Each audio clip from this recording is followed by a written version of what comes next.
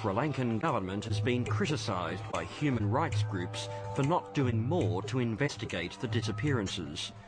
Now, you're prepared to talk to me tonight about this. Reports by groups like the Asian Human Rights Commission back up the testimony of Tamil families here in Sydney. She said she had one phone call and they asked for some money. And she said immediately she wanted to talk to the son first. And, Tanveer, again not his real name, has also suffered the torment of having a family member kidnapped. His sister's 20-year-old son was abducted from the family apartment in Colombo just before Christmas last year. And someone knocked on the door, and there were only 4 or 5 people outside. They said there's some sort of police investigation, and they called out his name. So he walked out, and he told his mother that I'll sort this and come. And when she came out, she saw them sort of pushing them in a white van, and by the time she came out, the van drove off. A few weeks after the abduction, Tanveer's sister received a phone call from the kidnappers. They said they'll come back to her with some details. She told me that, and I told her, whatever the money, somehow, we'll get him out.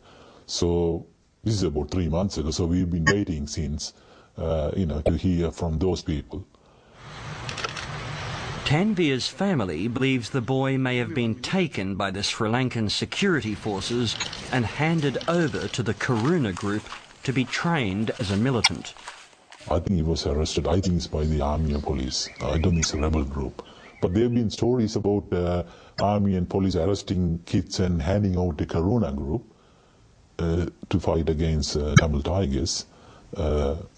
Maybe that has happened, I'm not sure. Dr. Mohan also believes that many of the younger kidnapping victims are being forcibly recruited to fight for paramilitary groups. But he says none of it would be possible without the approval of corrupt government officials.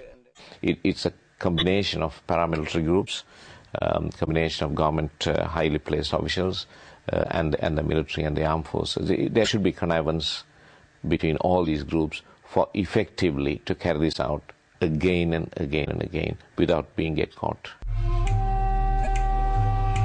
As implausible as this sounds, just a few months ago, Sri Lanka's police chief announced that criminal gangs were involved in the kidnappings, along with corrupt police and military officers. Sri Lanka's High Commissioner confirms this, but says corrupt officials are already being dealt with. Many of them are ex-fellow servicemen, and a couple of people are serving police. Not many, but those fellows have been now thrown out there under detention and been charged. The Department of Foreign Affairs says it cannot offer an opinion as to who it thinks is behind the kidnappings. But Dr. Mano Mahan believes that the government needs to do more to help its Tamil citizens and their families.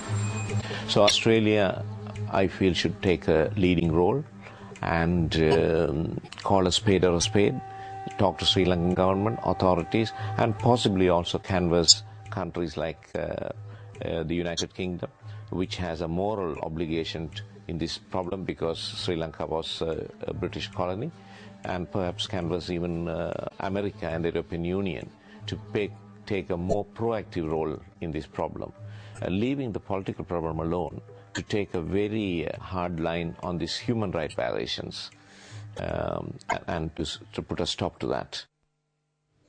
The whole Tamil thing's such a mess and won't go away.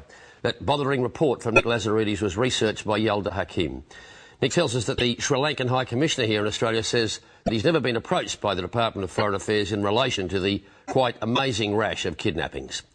Coming up, a former top CIA operative who spent years leading the hunt for Osama bin Laden. He's a man that's extraordinarily talented, has put together an organization that's absolutely unique in the Islamic world.